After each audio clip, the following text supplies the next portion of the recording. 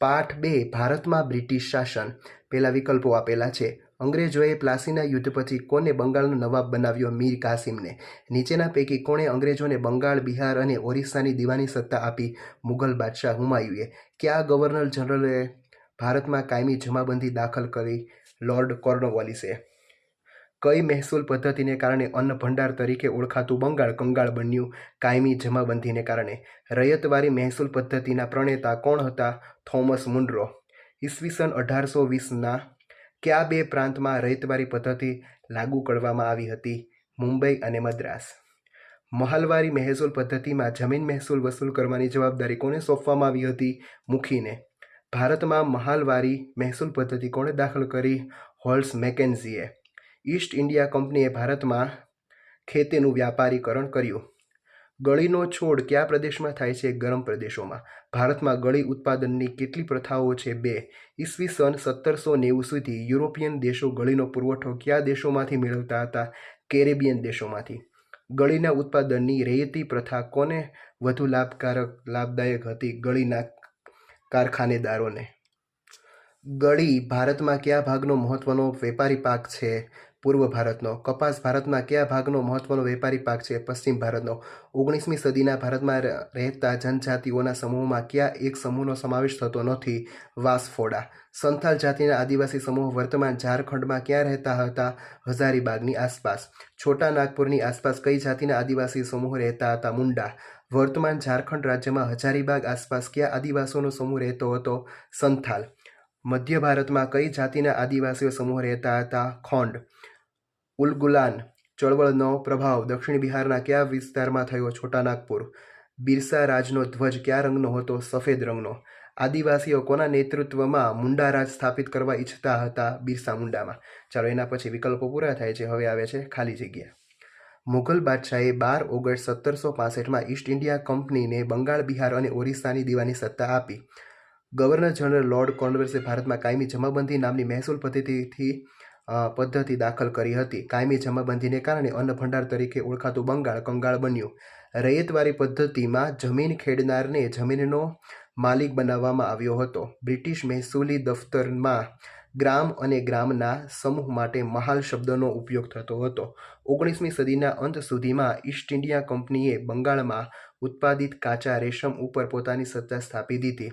અંગ્રેજ કંપનીને ભારતમાં પોતાની સત્તા હેઠળના પ્રદેશોમાં યુરોપિયનોને વસાવી ગળીનું ઉત્પાદન વધાર્યું. ગળીના ઉત્પાદનની નીચ પ્રથામાં ગળીનો કાચો માલ કારખાનામાં મોકલવામાં આવતો હતો. ગળીના ઉત્પાદનની રેયતી પ્રથામાં તૈયાર ગળીને બાંધ્યા ભાવે કારખાનેદારોને વેચવામાં આવતી હતી. ગળીનું મોટા ભાગનું ઉત્પાદન રેયતી પ્રથાથી થતું હતું.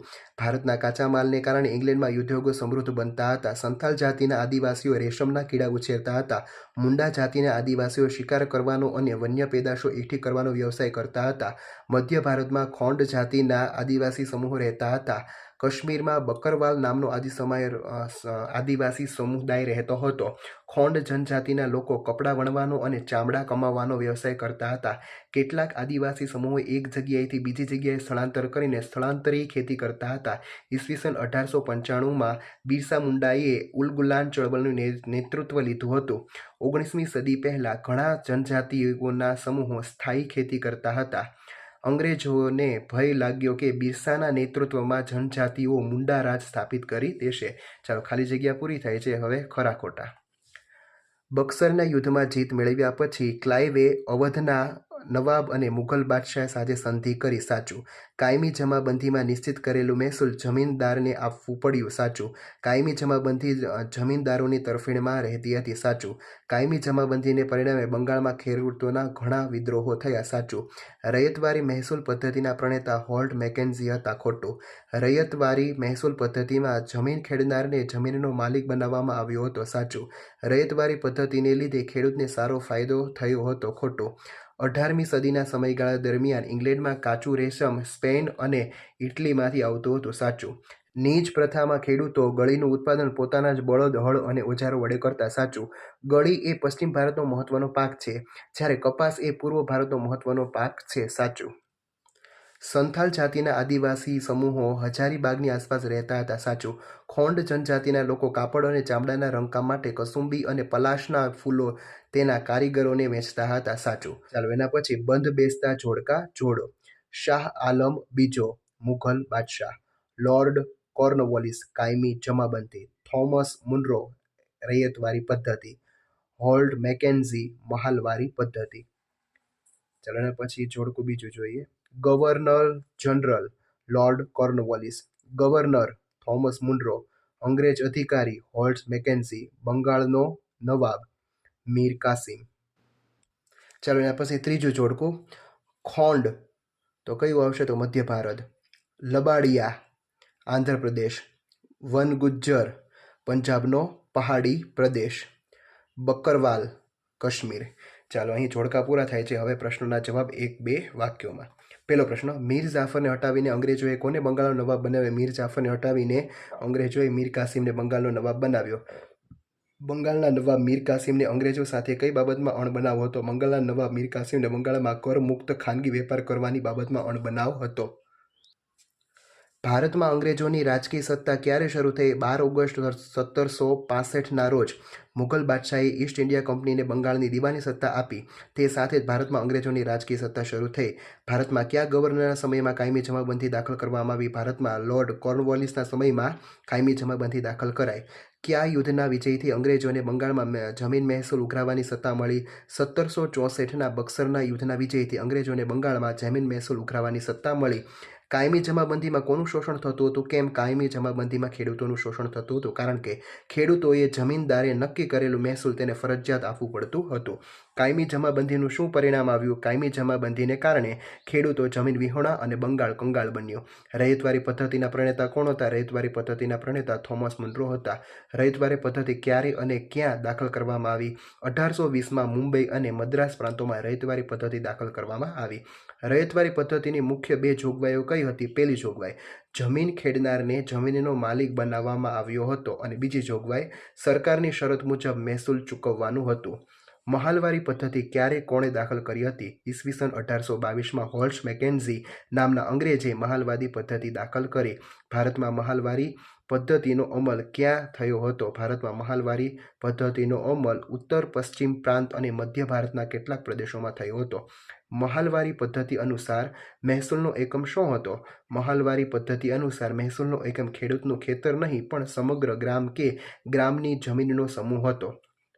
અંગ્રેજોએ ભારતની જમીન વ્યવસ્થામાં કરેલા મૂળભૂત ફેરફારનું શું પરિણામ આવ્યું? અંગ્રેજોએ પરિણામે ભારતમાં ગામડાની સ્થિરતા, સ્વાયત્તતા અને સ્વતંત્રતા અને સાતત્ય છિન્ન ભિન્ન થયા. અંગ્રેજોએ કયા કયા પાકોનું વ્યાપારીકરણ કર્યું? અંગ્રેજોએ મુખ્યત્વે ગળી, કપાસ, કાચું રેશમ, અફીણ, મરી વગેરે પાકોનું વ્યાપારીકરણ કર્યું. 18મી સદીના સમયગાળા દરમિયાન ઇંગ્લેન્ડમાં કાચું રેશમ કયા પ્રદેશોમાં આવતું હતું? 18મી સદીના સમયગાળામાં ઇંગ્લેન્ડમાં કાચું રેશમ સ્પેન અને ઇટાલીમાંથી આવતું હતું. ભારતની ગળીની વિશેષતા શી હતી? ભારતની ગળીની વિશેષતા હતી કે સૂતરા કાપડ તેનો રંગ ચમકતો હોય અને તે રીતે ઉપસતો હતો. નીચ પ્રથામાં ગળીનું ઉત્પાદન અને વેચાણ કેવી રીતે થતું હતું? નીચ પ્રથામાં ખેડૂતો હળ, બળદ અને ઓજારોનો ઉપયોગ કરતા અને પાક તૈયાર થતાં તેને કારખાનામાં મોકલતા.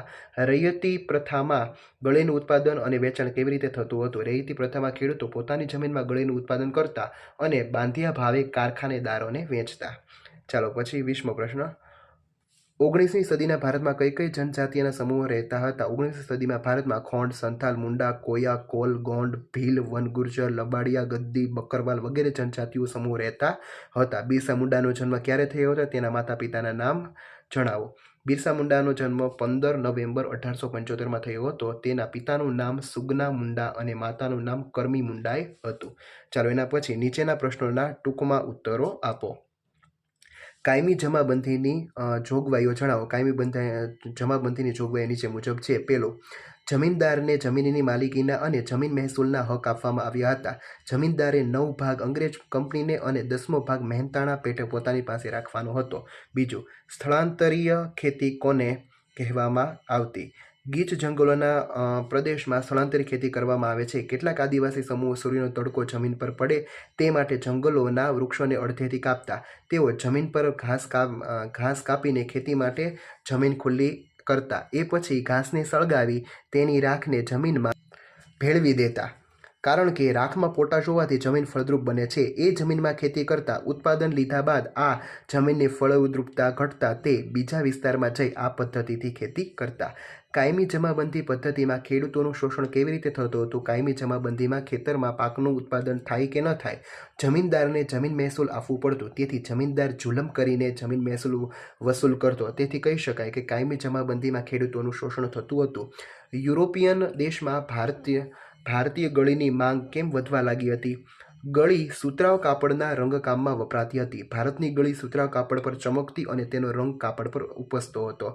યુરોપના દેશો ગળી કેરેબિયન દેશમાંથી મંગાવતા હતા, પણ સમય જતાં તે દેશમાં ઉત્પાદન ઘટવા માંડ્યું. તેથી યુરોપના દેશોમાં ભારતની ગળીની માંગ વધવા લાગી હતી. ચાલો એના પછી ઐતિહાસિક કારણ આપો. એક સમયનું અન્ન ભંડાર ગણાતું બંગાળ કંગાળ બન્યું, કારણ કે કાયમી જમાબંધીને કારણે ખેતરમાં ઉત્પાદન થાય કે ન થાય તો પણ જમીનદારને ફરજિયાત જમીન મહેસૂલ આપવું પડતું હતું.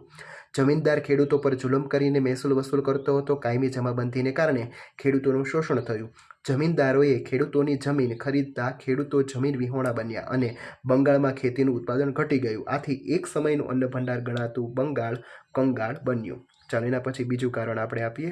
અંગ્રેજ સરકારે બિરસા મુંડાની ધરપકડ કરી. બિરસાએ જન આંદોલન દરમિયાન મુંડા જનજાતિના લોકોને તેમના ગૌરવશાળી ભૂતકાળ પ્રમાણે જીવન જીવવા હાકલ કરી. તેથી અંગ્રેજ સરકારને ભય લાગ્યો કે જનજાતિઓ બિરસાના નેતૃત્વમાં છોટા નાગપુરના વિસ્તારમાં મુંડા રાજની સ્થાપના કરી દેશે. બિરસાના જન આંદોલનનો વ્યાપ વધતા સરકારના રાજ્ય વહીવટના અડચણરૂપ બનવાનો ખોટો આરોપ મૂકી 1895માં અંગ્રેજોએ બિરસા મુંડાની ધરપકડ કરી. ચાલો એના પછી ટૂંક નોંધ લખો. કાયમી જમાબંધી. ગવર્નર જનરલ લોર્ડ કોર્નવોલિસના શાસન દરમિયાન ભારતમાં ઈસવીસન 1793માં કાયમી જમાબંધી દાખલ કરવામાં આવી હતી. કાયમી જમાબંધી અનુસાર જમીનદારને જમીન માલિકીનો અને જમીન મહેસૂલ વસૂલ કરવાનો હક આપવામાં આવ્યો. જમીનદારે અંગ્રેજ સરકારના એજન્ટ તરીકે કામ કરવાનું હતું. જમીનદારે જમીન મહેસૂલના 9 ભાગ અંગ્રેજ સરકારને આપવાના હતા અને 10મો ભાગ મહેતાણા પેટે પોતાની પાસે રાખવાનો હતો. કાયમી જમાબંધીમાં ખેડૂતોએ જમીનદારે નક્કી કરેલું મહેસૂલ તેને ફરજિયાત આપવું પડતું હતું. જમીનદાર ખેડૂતો પર જુલમ કરીને પણ તેમની પાસેથી જમીન વસૂલ કરતો હતો, કેમ કે જમીનદારે દર વર્ષે નિશ્ચિત કરાર મુજબની રકમ સરકારમાં જમા કરાવવી પડતી હતી.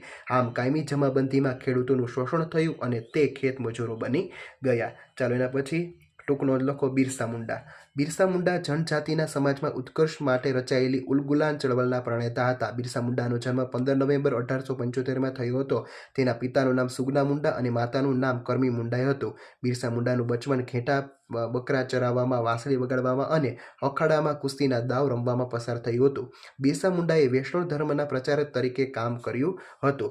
દક્ષિણ બિહારના છોટા નાગપુર વિસ્તારમાં લગભગ 400 ચોરસ માઇલના વિસ્તારમાં એ ચળવળનો પ્રભાવ હતો. બિરસાએ ચળવળ દરમિયાન જનજાતિના લોકોને દારૂનો ત્યાગ કરવાની, ઘર અને ગામને સ્વચ્છ રાખવાની તથા ડાકણ જાદુ કળામાં વિશ્વાસ ન રાખવાની હાકલ કરી હતી. બિરસાની દરેક વાતને મુંડા સમુદાય સારી રીતે અનુસરતો હતો. અહીં તમારો બીજો પાઠ પૂરો થાય છે. Thank you.